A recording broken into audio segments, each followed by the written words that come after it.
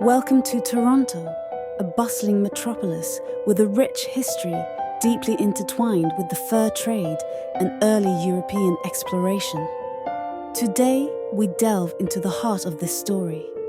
The Toronto Passage, a critical trade route used by Indigenous peoples long before Europeans arrived.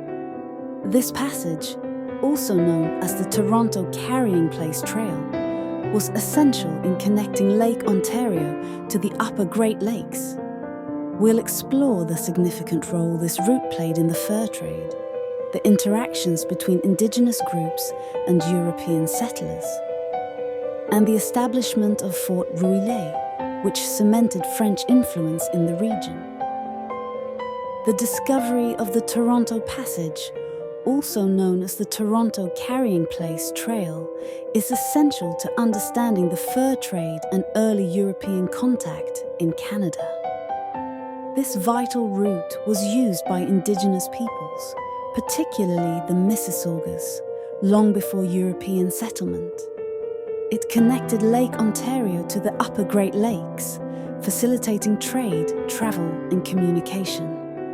The Haudenosaunee, Iroquois, and other Indigenous groups transported goods like furs, food, and tools along this passage.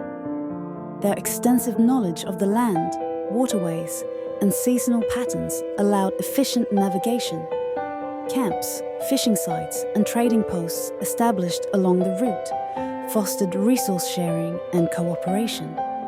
French fur traders, led by Etienne Brulé and other explorers, learned of the passage through interactions with Indigenous peoples, which led to trade relations, mutual dependence, and cultural exchange. Recognizing its strategic importance, the French established Fort Rouillé, later Fort Toronto, near its southern terminus, strengthening their presence and facilitating fur trading activities. Fort Rouillé, often referred to as Fort Toronto, established in 1750 on Lake Ontario's shores near present-day Exhibition Place in Toronto. Ordered by Marquis de la Jonquière, the governor of New France, the fort aimed to consolidate French influence and counter British expansion. Strategically placed for its accessibility to major waterways, Fort Rouillé served as a key trading hub between the French and Indigenous peoples, particularly the Mississaugas and the Iroquois Confederacy. The fort's simple wooden palisade enclosed barracks, a trading post, and storage facilities, acting as a defensive structure and a functional trade center. It facilitated the exchange of European goods for furs, fostering alliances with Indigenous groups, crucial for maintaining French influence. By 1759, during the 7 Years' War, the French abandoned and destroyed the fort to prevent its capture by advancing British troops, marking the end of French control in the area. The Iroquois Confederacy, also known as the Haudenosaunee, played a significant role during this period. Emerging between 1450 and 1660 CE, the Confederacy united the Mohawk, Oneida, Onondaga, Cayuga, and Seneca nations, later including the Tuscarora. Their sophisticated political structure, known as the Grand Council, made decisions through consensus, influencing democratic principles in North America. The Iroquois used European powers to their advantage, navigating the middle ground of cooperation and competition. The fur trade began in the early 17th century, driven by European demand for beaver pelts. French explorers like Samuel de Champlain established early trading posts, forming alliances with Indigenous groups.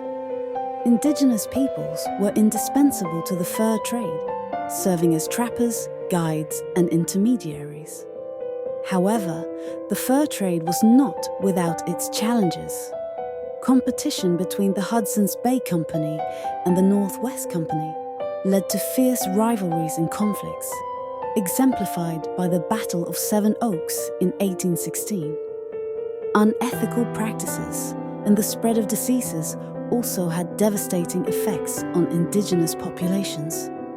By the mid-19th century, the fur trade declined due to overhunting, changing fashions in Europe, and the rise of agricultural settlements, leading to significant economic and social shifts for indigenous peoples. Following the Treaty of Paris in 1763, British control over the region increased. Loyalists fleeing the American Revolutionary War settled in Upper Canada, contributing to population growth and the establishment of new communities, laying the foundation for modern-day Toronto. The discovery of the Toronto Passage, the role of the Iroquois, key moments in the fur trade, and the establishment of Fort Rouillé are all integral parts of Toronto's rich history. Understanding these elements helps us appreciate the complex tapestry of cultures and events that shape this vibrant city.